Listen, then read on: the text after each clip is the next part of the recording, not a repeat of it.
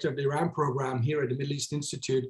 I'm very pleased to welcome you all to today's event, Iran, the Gulf states, and the Palestinian issue. Let me just very quickly set the stage. We planned this event a few months ago and before the ongoing protest in Iran. Some might think Iran's relations with the Palestinians is not that important to be up for debate right now when the Iranian government is in its fifth week tackling another large-scale national protest movement.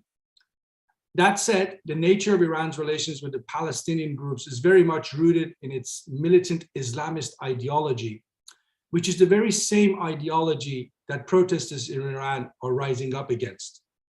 One could argue that Ali Khamenei's stubborn position on the Palestinian question, where he believes armed resistance is the only path, mirrors the uncompromising stance he has towards his own protesting population. The aim of this panel is to discuss two issues. First, we will look at the nature and extent of Iran's relations and support for various Palestinian groups. Second, we will ask the question, how can the Arab world, particularly the Gulf states, encourage Tehran to shift gear and look to accept Arab initiatives, such as the Abraham Accords, as the better ways to solve the Palestinian-Israeli conflict. To discuss these matters, we are delighted to welcome three outstanding experts for this event.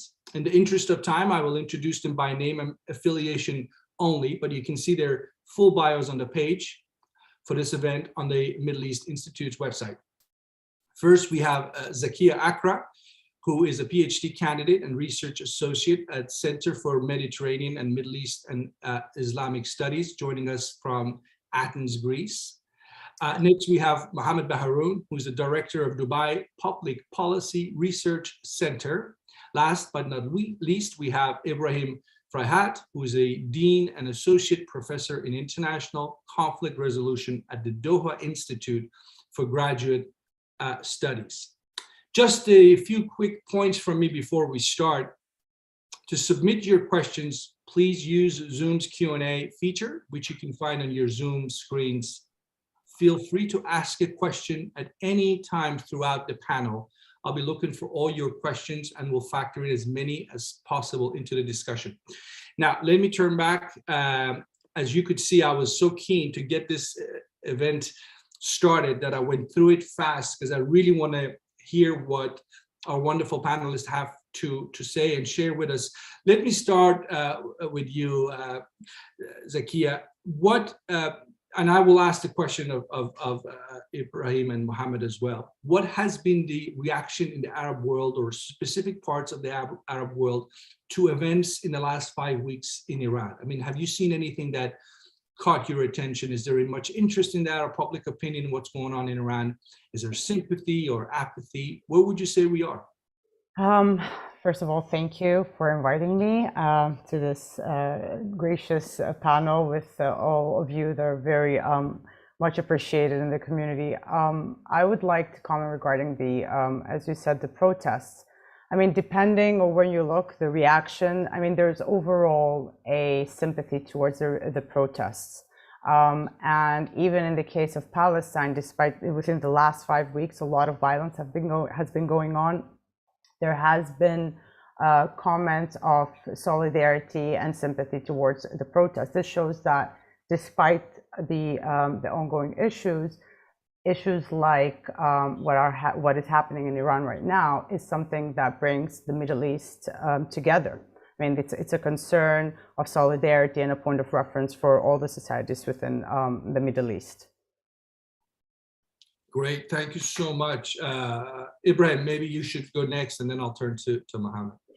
Yeah, thank you for the invitation and for the discussion. I think two important factors that we need to keep in mind when we try to answer this question. One is that the region, the Middle East region, is, as you know, is a hugely polarized over the Arab Spring and the calls for change and the calls for freedom and all that, which started 10 years ago. So Iran played a central role in this, especially in Syria, in suppressing these calls for change and freedom and all of that in the region. So the position on these protests, actually, it's a reflection of the polarization of the region, meaning, those who support the cause for change and revolutions obviously are supporting the protests in Iran. And those actually who supported the counter-revolutions, Iran's position in Syria, they look at this as a conspiracy, as terrorism, as an American intervention, and all type of things. So that's the kind of reflection. The other factor actually is also to keep in mind, which is probably the slogan of these protests, that women removing the hijab. This did not appeal to certain or to segments of the Middle East societies, because hijab is still important for for parts of the region. So that's something probably did not appeal to certain audiences in the region. So we did not see a lot of interaction or sympathy with from certain audiences. So I think these are the two factors to keep in mind. That's great. Thank you. Mohammed, that just to follow up, I mean, obviously do react to everything you heard, but that issue that Ibrahim just raised, that, you might have sympathy with what's going on with the protest movement in Iran, but because some people see the protest movement not so much necessarily just driven by seeking freedom, but also essentially anti-religion and anti-Islam, certainly anti-clerical, that might put some in the Arab streets sort of at unease. They don't know what to do with that part. What do you think of all that? I would second a lot of what Ibrahim just said. Basically, there are mixed emotion or feelings towards the uprising. And the reason for that, for instance, this is not the main thing you would see on the first page of Al-Ittihad or of Al-Bayan or any of the prominent UAE newspapers. That's not by any chance the major news on the newspaper. But the reason for the mixed feelings is number one, there is that aftertaste of the Arab Spring. And Ibrahim was very diplomatic by saying there are two people, either this or that, but there is an aftertaste, and it across the region from Algeria to Syria, to Tunisia, to Egypt, to the rest of the region. So people see that and remember what happened after the Arab Spring, after the first euphoric reaction. There came a very somber relations. The second one is, some people are reacting to the cause, which is the killing of Amina. That's the major issue. And people have identified with that, this killing of taking life just because someone has either do not wear hijab or her hijab reveals a little bit of hair. That is absolutely something that people are against. But as Ibrahim actually said, a lot of people see sort of the demonstration action, not the reason for demonstration, as not very close to most of the people in the region who are more conservative than liberal in that case. So taking it away to become a hijab issue rather than the right of expressing yourself, the right of becoming yourself, the right to have a life are two different things. And that's the reason for those mixed emotions. As we see, there are people who see that those demonstrations are turning to become against the regime in Iran, which is seen as an outdated regime, so to speak, similar to the Daesh or the Taliban's, and is destined to do. And this is one of those signs of its demise. Thank you. It's really early usually for me to take a question so early in the panel, but there is a question because it links to the issue of hijab. So let me take it. And none of us are experts in religious Islamic affairs as such, but I love to hear all of your takes, or if anybody wants to take this. Is the hijab mandatory hijab? Because I don't know of this to be the case, but is it in the Quran that you have to have the hijab on, even if force is required to make sure you do have your hijab on? As I said, I don't know of any Islamic condition, but I'd love to hear your thoughts since we have a question on it. In the Quran, does anybody know what the position is? Yeah, my understanding in the Quran, the hijab is there, niqab is not there. So that's the difference. Now people react differently and have different interpretations, but again, people have been very ambivalent to idea of covering head. So how much you cover out of it. So there are people who will make sure that it is covered up to their eyebrows, and there are people who are a little bit lax about a few hairs that appear or half of the hair. But it's becoming more of either a fashion statement or a statement of liberties, and there's a lot of ambivalence to it, at least in our region. Thank you, Mohammed. So let's turn to the main sort of core discussion for today, and turning to you again, Zakia. How would you describe Palestinian public opinion today towards the Islamic Republic, not the country of Iran, but specifically the Islamic Republic and its kind of political agenda? Just describe it to us. I guess that would be the best way to start the conversation. Well, the Palestinian public, I mean, the last decade has been, a lot of things have been going on in the region, and we have to see this in relation to the general dynamic. Of course, the theocracy in itself and the Islamic, government in itself is not something, a model of appeal, let's say, in the way of governing. However, they are aware, I think, and it's a common knowledge that Iran, just like many other Arab countries, like other countries in the region, have used the Palestinian cause as a vehicle for their own agenda. Now, when that has become practical, and depending on which segment of the Palestinian public you're addressing, they've seen this as a beneficial. This is an alliance that can help us regardless of the long-term goals that we might not have in common. So we saw that despite everything going on in 2012 and 2014 with the Gaza wars, there was the support from Iran, something that was not there from the rest of the region to that extent. So of course that is something to take in consideration. However, its regional policy, it's something that is frowned upon. And Iran is viewed, and its policies is generally viewed as a symptom, not as a cause of necessarily of all the issues.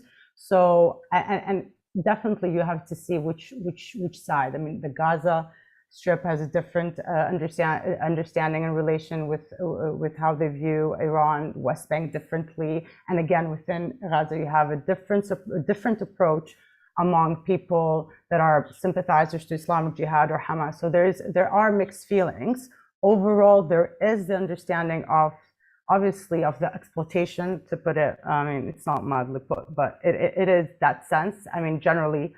But the isolation of the Palestinian cause at this point within the region, I mean, that, there's not a country that is actively standing on the side of the Palestinians, makes Iran, a little bit more appealing. However, the record is not so great, especially though mostly because of its regional politics. Mm-hmm, mm-hmm. Let me follow up with you very quickly on the issue of the Abraham Accord, something we're going to get into quite a bit, I'm sure, later on. But has the Abraham Accord of the last 2 years pushed groups within the Palestinian population that weren't necessarily close to Iran closer to Iran? Not necessarily Fatah, but is Iran still limited to the likes of Islamic Jihad and Hamas, or has Abraham Accords given it more opportunities among Palestinians and its message of mughawama, or the axis of resistance? Well, in my opinion, not necessarily, again, because of a regional policy. However, we see this, for instance, with Hamas. The relations were not totally disrupted after Hamas, for instance, was in favor of the protests against the Assad regime. However, because of the Abraham Accords, we saw an active attempt from Hamas's part to re-establish the relationship with Iran, right? So other than the Islamic Jihad, but I don't see, there being more sympathy, especially not among Fatah. But maybe I would say a little bit, you do see a different discourse, I would say, among the leftists, in the sense that this sectarian, since we have a common enemy, maybe it's closer to us than other Gulf states that are actually taking normalizing ties. So you do see this small differences, but I wouldn't say anything drastic, and precisely because of the regional agenda. And I repeat, it's not something personal, let's put it this way, but it has to do with its overall expansion and influence tendencies in the region. Thank you. Ibrahim, let me turn to you. If you could take a step back and give us in a few words, sort of describe to us overall Iran's approach to the Palestinian issue and performance since 1979. I know it's a long time, but just how do you see it having evolved over the last 43 years? And what would you say if Iran is an enabler or a spoiler for the Palestinian cause today? What would you be on that point? Well, I want to thank you, especially actually bringing up the point of the 19th thing. The Iranian position today, or the Palestinian position on Iran, cannot in any way be separated from the historical position since 1979.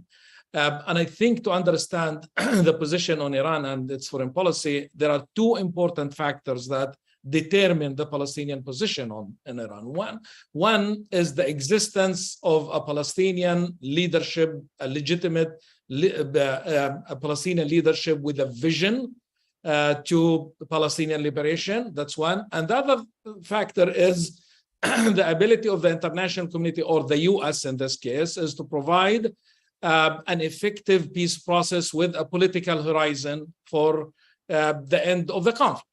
Right. So these are the two important factors, meaning in the past, since 1979, during the 80s and the 90s, there was a strong, effective, legitimate Palestinian leadership, Yasser Arafat, and there was a project, a national project, a liberation project. And also in 1993, there was a peace process. So during those circumstances, there was no position, or Iran's influence was at its minimum. So because the message itself, of the Iranian foreign policy is not what's appealing for the Palestinians, but it's the ability or the existence of an alternative, of an alternative that provides a horizon, for the end of the occupation and the liberation of the Palestinian people. So during those times, the Iranian influence was at its lowest. Now, change of a Palestinian leadership, Mahmoud Abbas had absolutely, the vision that he started is not appealing to most Palestinians, is struggling with a legitimacy problem. He was elected back in 2007, was never renewed. And there you had a failing peace process that with the US totally supporting the stronger parties, supporting Israel, right, in its occupation. So Palestinians lost all types of hope and faith in an effective peace process that would end the occupation or lead to the liberation of the Palestinians.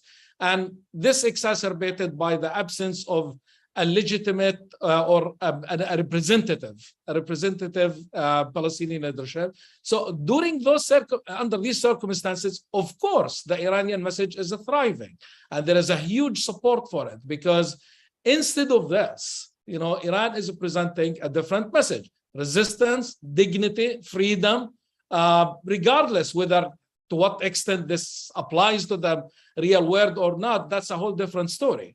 But yes, Iran is presenting itself as the main backer of the Palestinian resistance, and resistance is gaining a huge momentum among the Palestinians in the absence and the failure of a peace process. So then, yes, there is a huge support. And then, yes, Iran can play this role. And also, I want to remind you of an important thing, which is the latest, that Iran was able to broker an agreement or an approachment between Hamas and the Syrian regime. And this week, actually, for the first time since 2011, we are seeing a Hamas delegation visiting Damascus and reconciling relationship with the Assad regime. So this is a huge support also that Iran has gained. And it was Iran who brokered this rapprochement between Hamas and the Syrian regime. So there is definitely, Iran is gaining more support. Again, especially with the adding or the position of Hamas. And there are, to answer your question that you asked Zakiya also, that yes, there are people outside Hamas and Islamic Jihad, even among former communists or leftists or Marxists, right, that used to be Marxists. They're all in support of the resistance project, that Iran is supporting and Iran is backing during that level. And again, I think the two major reasons for this, that there is a huge disappointment for the failure of a Biden administration arriving Tel Aviv and declaring from Tel Aviv that he is a great Zionist and doesn't have to be a Jew to be a Zionist, and all this of rhetoric. What do you expect the people to do? Mm-hmm. The people in this case, yes, they will buy into the alternative narrative that Iran providing dignity, freedom, resistance, and all of that. And that's why we're seeing Iran gaining momentum and support. And we have seen also this in the escalation of armed resistance in Jenin, in Nablus. We know that from the news and those who are launching these resistance activities, that Islamic Jihad is taking a leading role. And Islamic Jihad is closely supported by Iran. Historically, it was founded on that ground. And Islamic Jihad, despite its being a small organization, it's taking a leading role in the West Bank and shaping politics in the region, in Palestine, despite with that being effective. And I think that's the other factor we need to consider also of how effective this Iranian support is. And lately with the armed resistance, I think we have seen a huge gain on that level with the different armed resistance activities. Thank you, Ibrahim. I will come back to you. I will turn to Mohammed now, but let me give you my question next I come to you, because this is really interesting what you mentioned. You said, former leftists, communists, and people who might not have any time for theocracy and Ali Khamenei's ideology are turning to Iran for basic material needs. Nobody else is out there to help them. So, there is a marriage of convenience that is being made here. Sometimes you see in the region, Iran being able to not just support a group materially, but actually shape its ideology. You see that with groups, Hashishabi and so on in Iraq. You've seen it elsewhere, but obviously most prominent case is Hezbollah in Lebanon.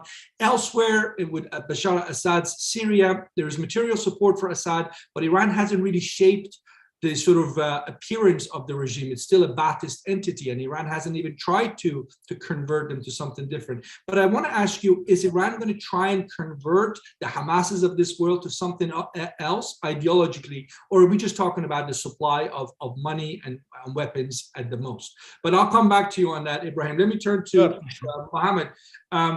Mohammed, I wanted to make sure we tackle the issue of the Abraham Accords head on, because that's the key here. That's the alternative to axis of resistance. And you're sitting in the United Arab Emirates, a country that believes that there is another way forward to help the Palestinians. And that's the argument I've heard from UAE officials, why they don't think they're throwing the Palestinians under the bus. This is an alternative.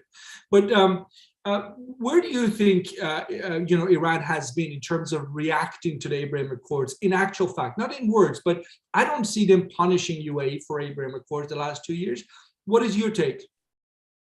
I will first of all say that I commend Ibrahim for setting the compass right.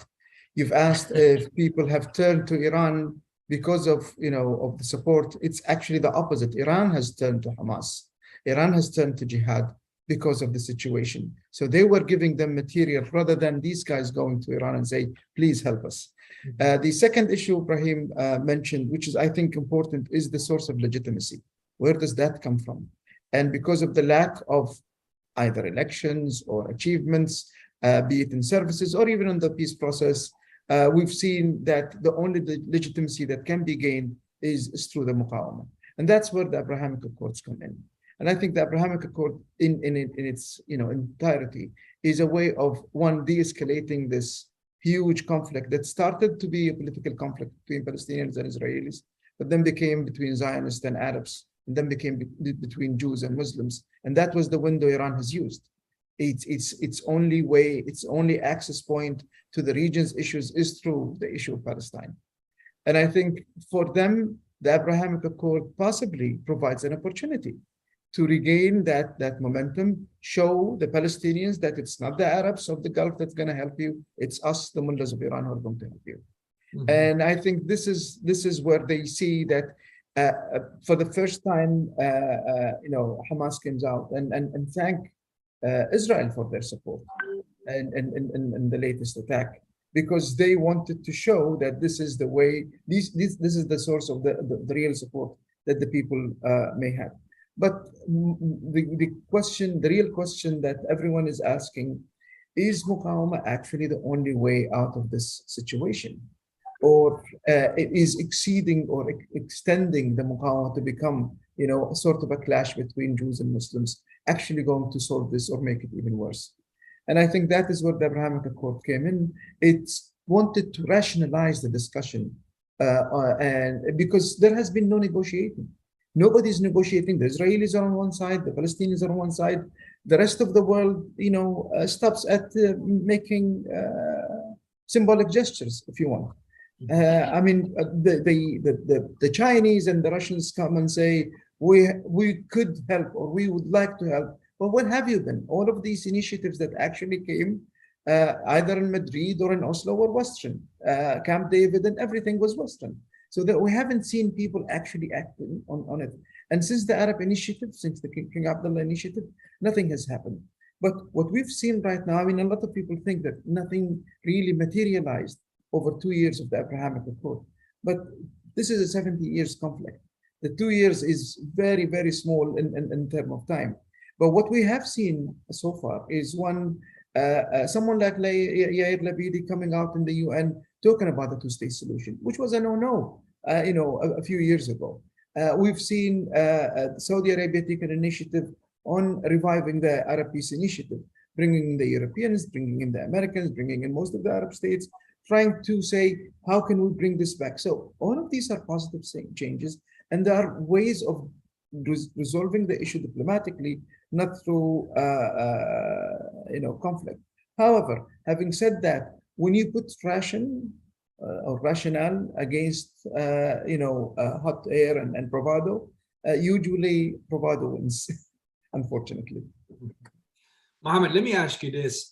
Zakia mentioned mentioned this, and so did Ibrahim, in the issue of Iran using the Palestinian cause as a vehicle to spread its agenda. If that is true, I don't know if you agree with that, but if you do, what do you think that agenda is among the Palestinians in the Arab world? The Iranian agenda, you mean? Mm-hmm. I mean, for them, Iran is a supporter of their case. And in the same way, Iran was a supporter of Al-Qaeda. It didn't believe in call it Sunni, call it Wahhabi, call it whatever you want to call it, in that ideology, but they did support them because in them they saw a common cause, which is against America. If there is a real peace agreement between Palestinians and Israel, what is the point of Muqawama? What's the point of Iran in this whole formula? It does not exist anymore. It will go back to become a Persian state.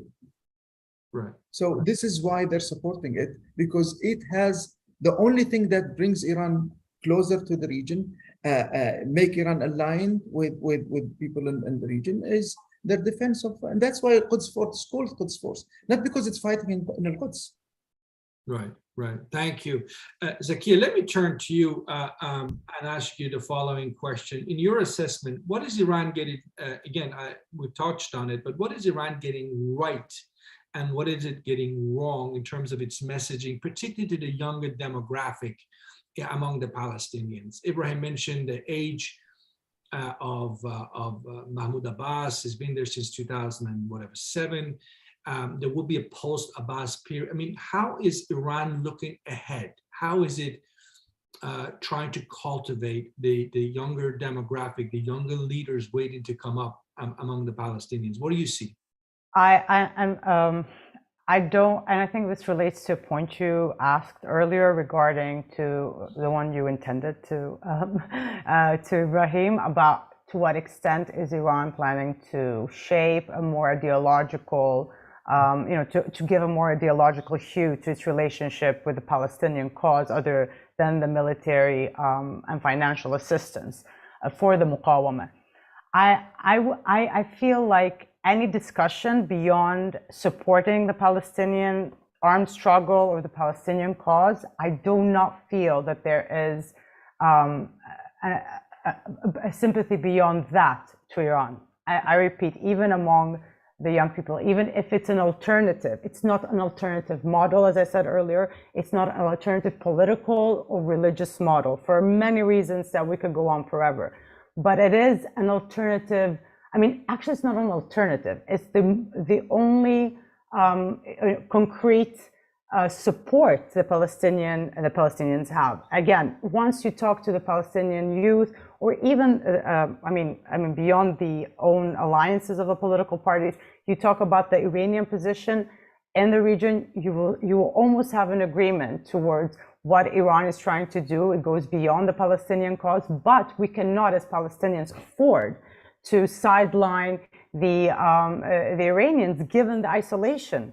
I mean, given the isolation the Palestinian leadership has received from the Abraham Accords, or after, I mean, if you look at the PA, if you look at the Hamas, equally after what happened with Syria. So there, regardless of what's going to happen after the death of Abbas or not, Iran is a good friend, but a friend to keep a distance. I don't see an ideological coup among youth groups or like a Hezbollahization, you know, of any Palestinian groups. And I think this is an important point. And Ibrahim did mention it about supporting and sympathizing Iran, but I think it's very important to distinguish between the regime and the fact that the Palestinian cause is still high in the Iranian discourse, where it's non-existent in the Arab world. When we have the Abraham Accords, which, regardless of, it does not take into account the Palestinian cause at all. It's just a normalization with Israel for those states. It has nothing, you know, it's just in the eyes of the Palestinians, the selling out of the Palestinians. I mean,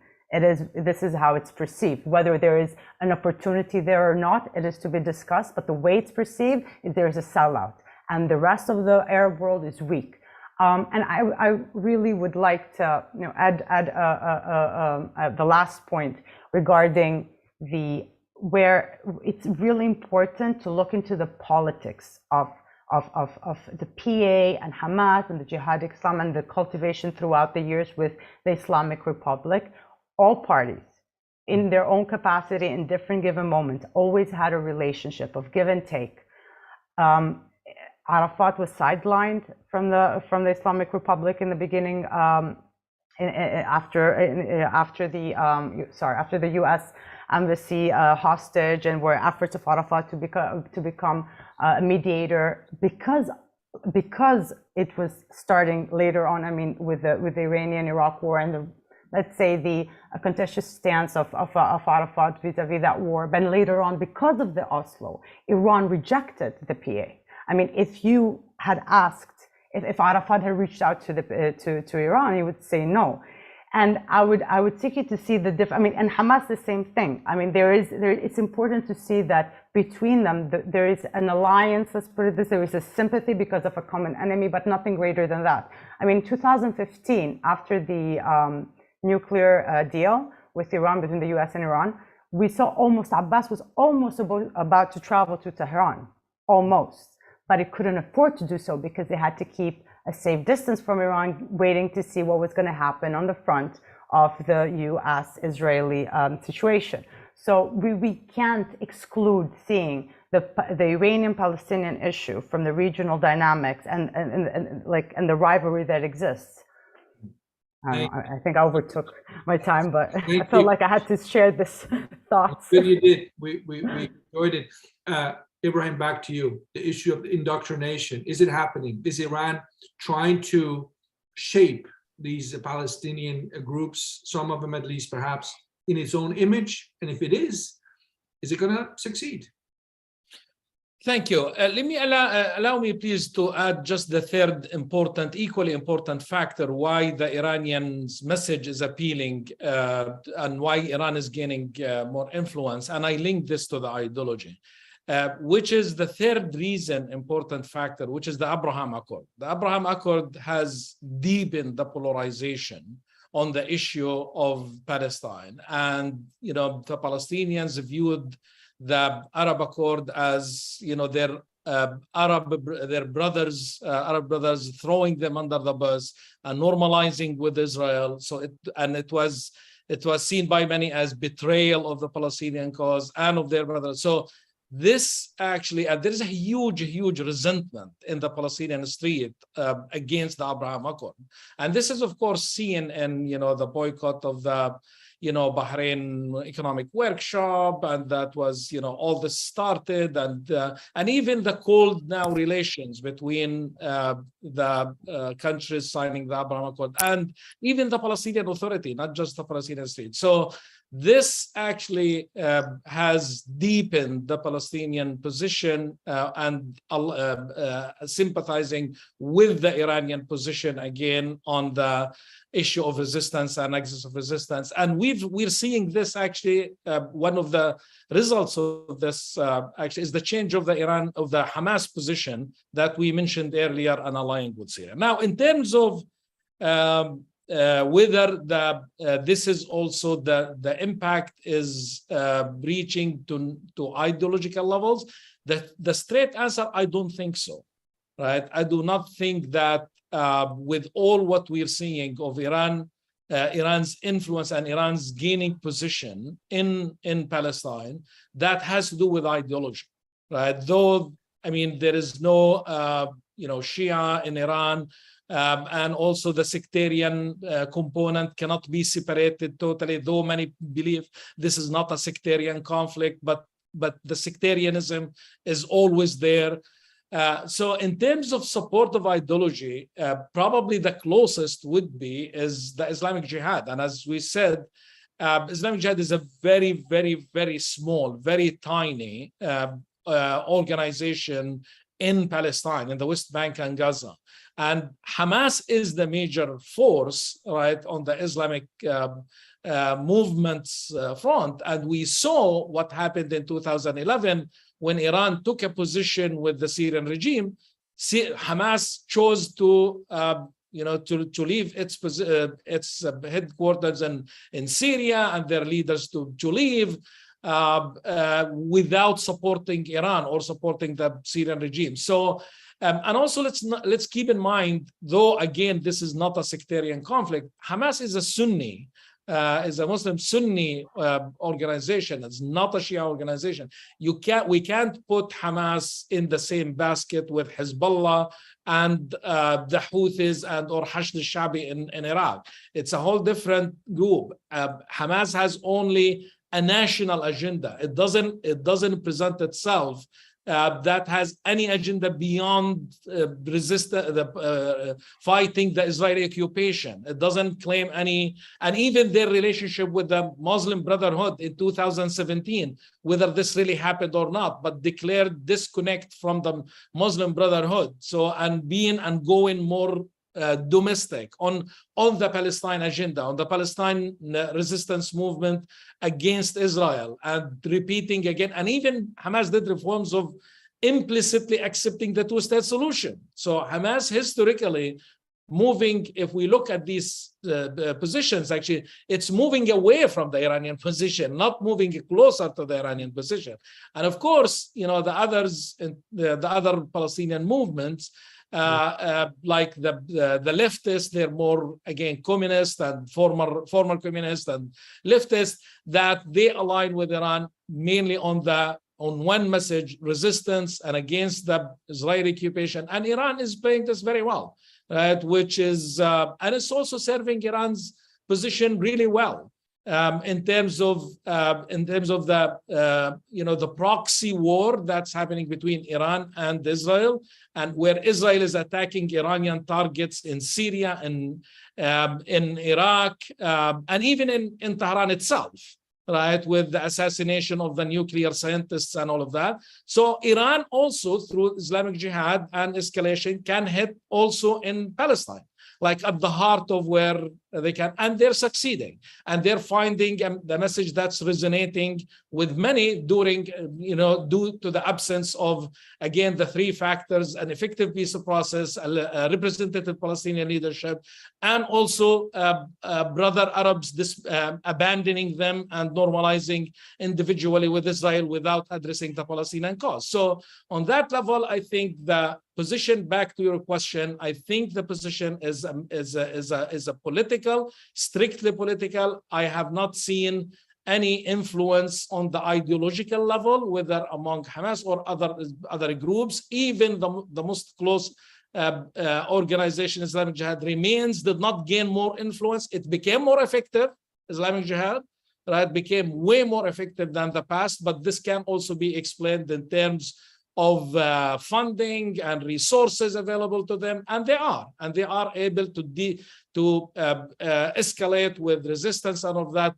But in terms of more ideological or software, let me put it this way, software influence, I don't see that happening, and I agree with Zakiya on this level, on this point. Thank you, Ibrahim. Mohammed, Ibrahim and Zakiya both touched on so many issues, and I might be wrong in what I'm taking away from it, but this is what I'm taking away from it: that Islamic Republic has spent 43 years investing in its role as essentially a spoiler in the Palestinian cause. I hear it's supporting, it's enabling, but it's not being taken seriously as an ideological sort of champion of the Palestinian groups. Even the ones that look to Iran, like Hamas, will go so far in their relations with Iran, with Islamic Republic. They will go as long as it's pragmatic from their perspective in terms of helping them, but they haven't bought into really Ali Khamenei's worldview. So this takes me to the issue that I wanted to ask you. You could turn around and say, well, this is clearly not in Iranian national interest. It's an ideological obsession by Ali Khamenei and the Islamic Republic, but this is not serving Iranian national interest. Iran's position on Israel, certainly, and what it's doing with supporting some of the Palestinian groups, has isolated it internationally. It's seen as a sort of a supporter of militancy and so forth. So how does the Gulf region, for example, that are taking a different approach, do you think, we've talked about this before, you and I, that's why I raise it, are there ways, mechanisms, arguments that you could try and convey in one way or another to the leadership in Iran? Say, listen, you cannot outdo the Arabs on this issue. I hear Ibrahim say this is a Muslim cause, not necessarily just an Arab issue, but how do you convince the Iranians that they're better off for their own sake of national interest to take a different approach and not, try and be the spearhead of this axis of resistance that really isn't that deep when it comes to it? I would say, Alex, that on the second part of your question, what Iran wants is a Palestinian state. And this is what the Palestinians want, and this is what all of the GCC countries want, and all of the Arab countries want. And to say that the Abrahamic Accord is a replacement of the Palestinian state, that is wrong. I mean, plainly, Sheikh Abdullah came in on the day he signed and he said, we're committed to the two-state solution. This is something that the entire leadership of the UAE said. This is what the Moroccans said. This is what the Bahrainis said. There is no difference in that. Now, this is something that the Palestinians have accepted, the two-state solution. If Iran wants to take all of the Israelis out of Palestine, then that's a different issue. If they want a Palestinian state in a two-state format, then there is an area for working together, because there is the same objective. There might be differences of approach, but then we can align those approaches. But this would go back to the first part of your question. Is this national interest or no? It is a foreign policy. The Revolutionary Guard does not guard the revolution inside Iran. They're not guards. They're emissaries. And that's why they operate outside Iran, not inside Iran.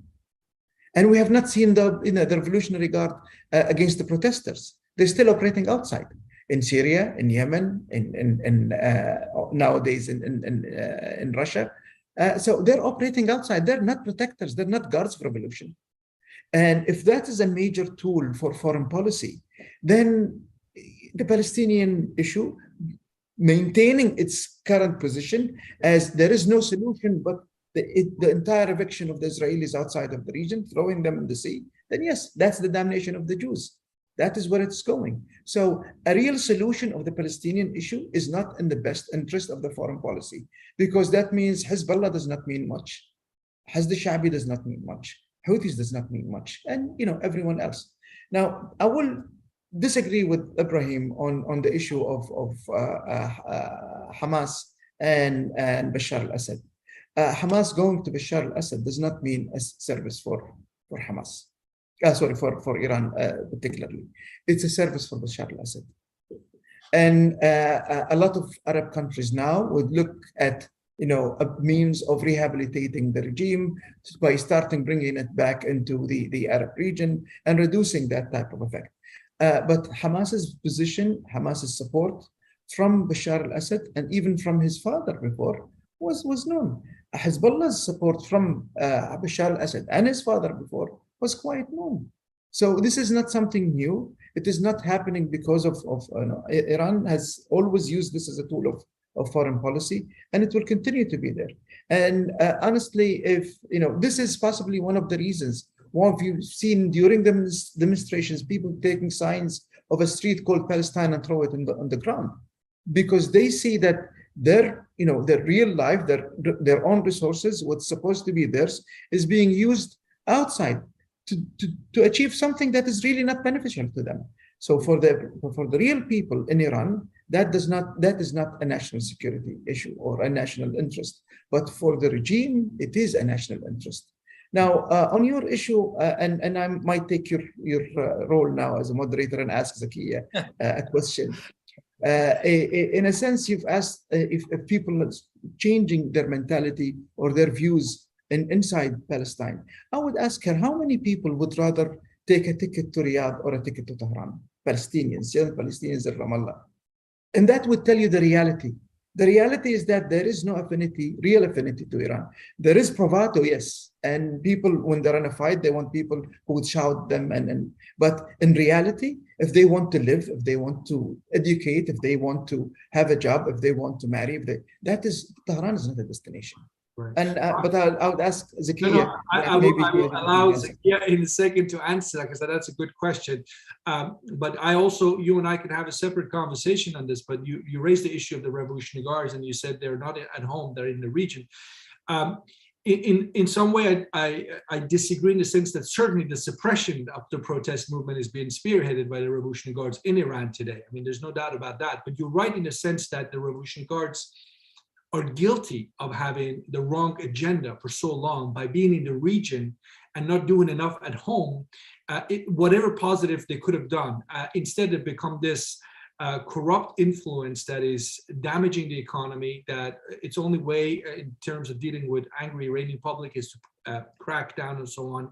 But I mean, that would be the wishful thinking part in I guess all of us, if you had a scenario where the Revolutionary Guards would admit to itself that its foreign policy, its regional policy, its expansionist approach, its so-called forward defense is at heart why it's so disliked at home in Iran, that it will be forced to choose to be a player, a power broker in Iran, or risk that by being engaged in the region, pursuing God knows what. But I'll turn to Zakiya to answer Mohammed's question. Where are we buying tickets to, Zakiya?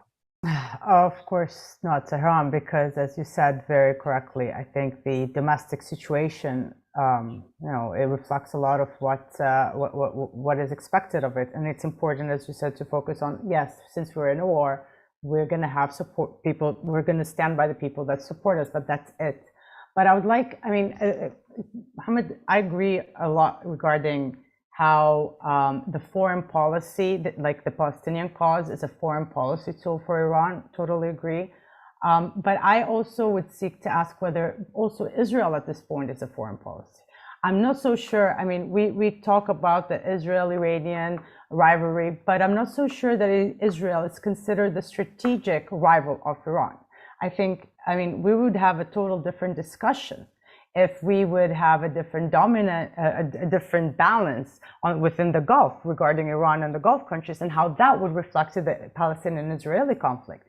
what would the Palestinian cause and by extension the tensions with Israel, to put it mildly, between Iran and Israel, would change if we had a solid U.S. Nuclear deal with Iran. So as much as the Palestinian cause has been a foreign policy card for the Iranians, as it has been, and I said this from the beginning, for many, many countries in the region, and something that the Palestinian people and the political figures know. This is old. This is something to have accustomed to and try to get the best opportunities out of this at the same time. You don't reject such a situation. However, I think the real dynamics of how Iran could really contribute to the Palestinian cause, I mean, in effect, is also to see its role in the region. And I don't think it lies within the Israeli-Palestinian conflict, and not even with its own issues with Israel, but within the Gulf and the US. And I take this back to you, Mohammed. I don't know if this makes more sense to you in terms of the Israeli-Palestinian conflict. I'll come back to Mohammed in a minute. We have about less than 10 minutes, about 7-8 minutes left. So Ibrahim, let me turn to you, and then Mohammed.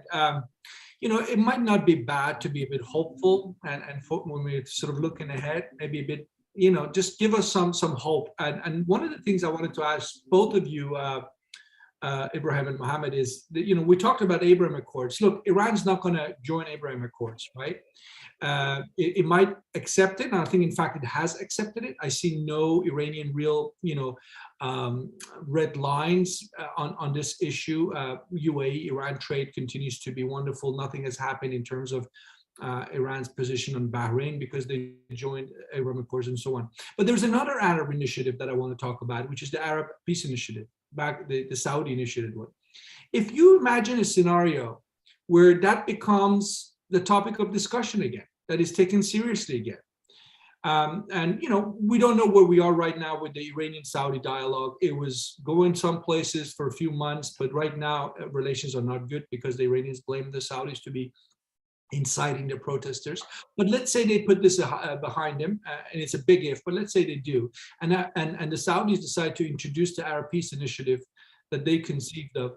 Would that be the sort of platform Arab world, the broader Islamic world, can sort of almost force Iran to say, look, this is what the Ummah, the Islamic nations overall want to do. This is the only game in town, and you need to join this, otherwise you're going to ostracize yourself. What do you think of that scenario? And make it hopeful if you can. If not, don't worry. Okay, well, thank you. I think that, you know, the biggest hope we have here, that the Arab Peace Initiative is not dead, at least for now.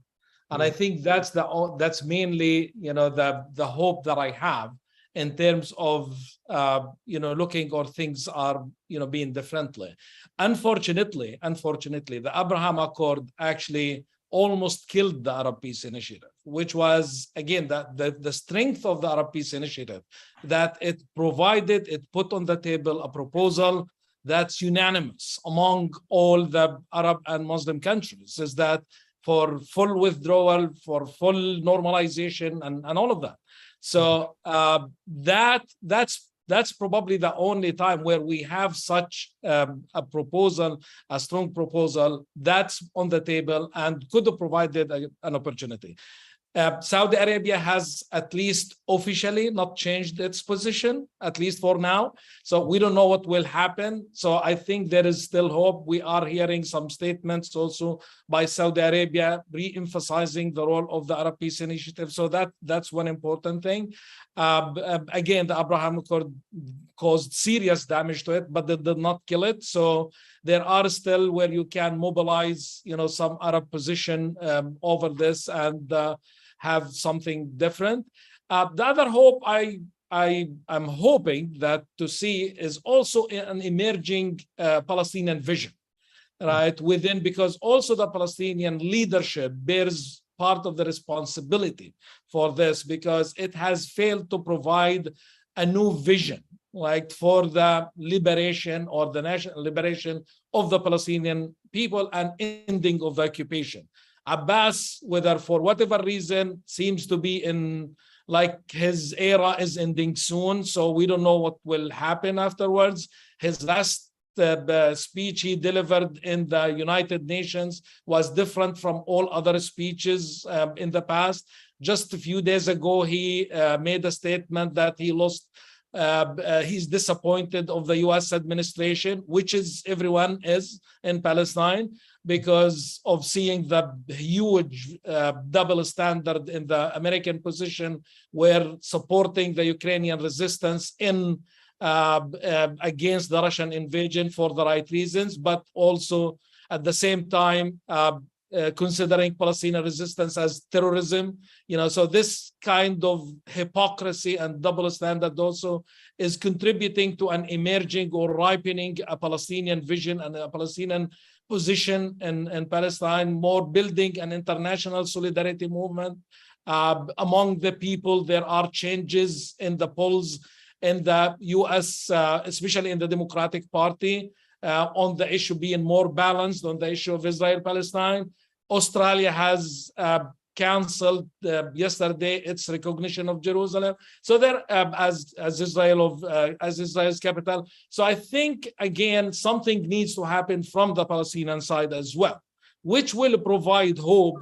And again, whenever we have progress on the Palestinian side towards the end of the occupation, we can see things going back, everyone going back to his original position, Iran on Iranian affairs and all other things. But if this vacuum